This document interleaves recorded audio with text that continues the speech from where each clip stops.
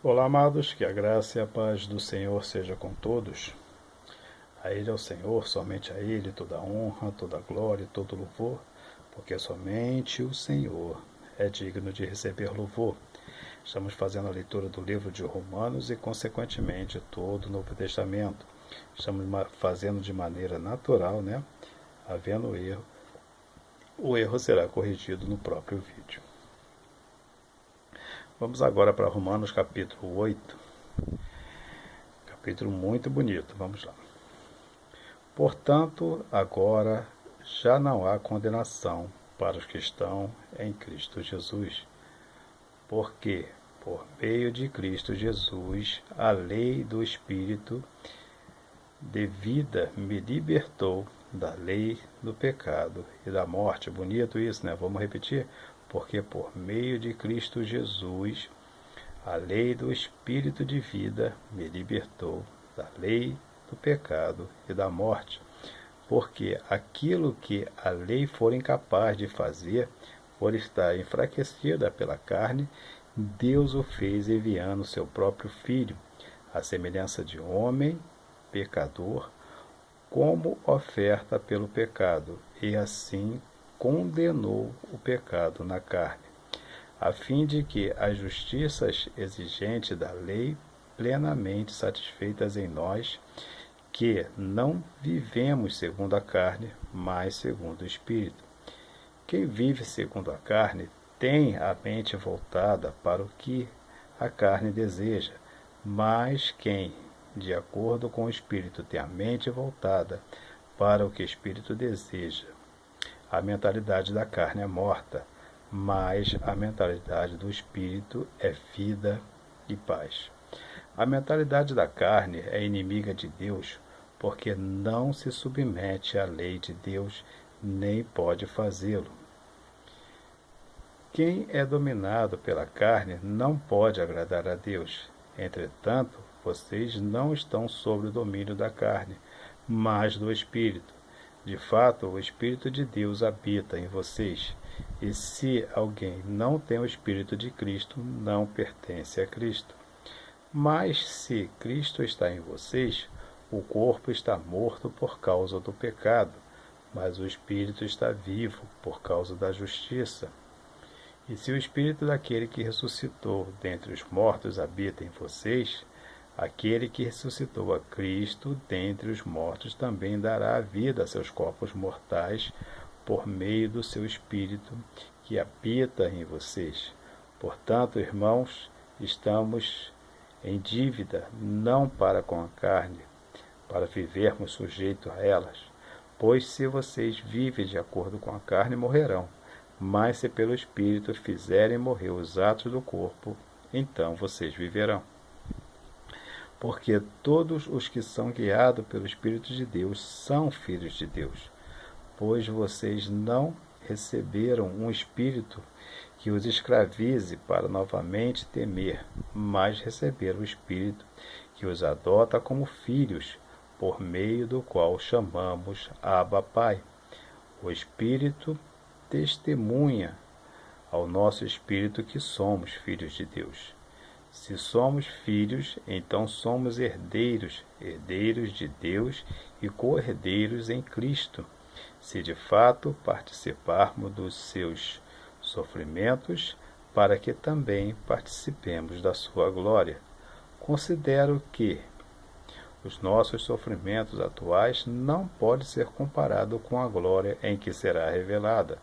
A natureza criada aguarda, com grande expectativa, que os filhos de Deus sejam revelados, pois ela foi submetida à futilidade não pela sua vida, não pela sua própria escolha, mas por causa da vontade daquele que a sujeitou na esperança de que a própria natureza criada será libertada da escravidão da descendência em que se encontram para a gloriosa liberdade do Filho de Deus, dos filhos de Deus. Sabemos que toda a natureza criada geme até agora como em dores de parto.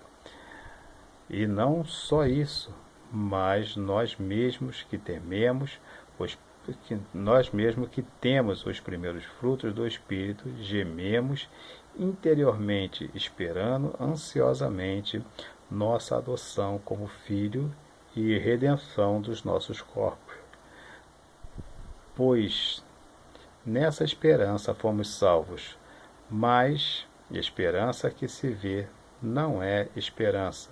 Quem espera por aquilo que está vendo? Não se esperamos o que ainda não vemos, aguardamo-lo pacientemente. Da mesma forma, o Espírito nos ajuda em nossa fraqueza, pois não sabemos como orar, mas o próprio Espírito intercede por nós com gemidos inexprimíveis. E aquele que sonda os corações conhece a intenção do coração, porque o Espírito intercede pelos santos de acordo com a vontade de Deus.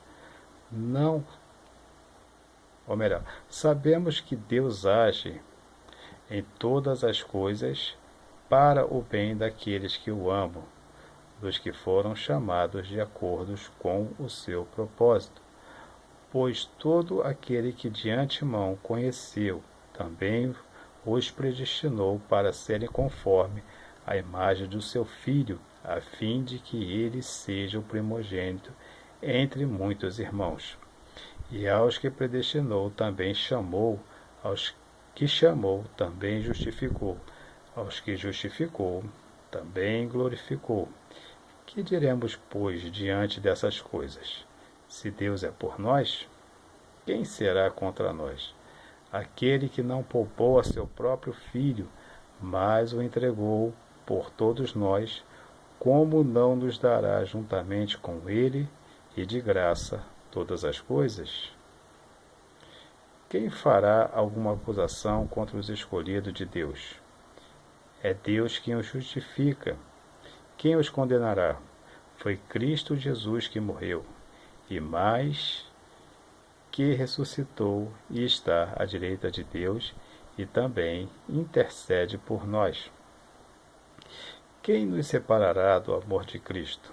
Será a tribulação, ou a angústia, ou a perseguição, ou a fome, ou a nudez, ou o perigo, ou a espada?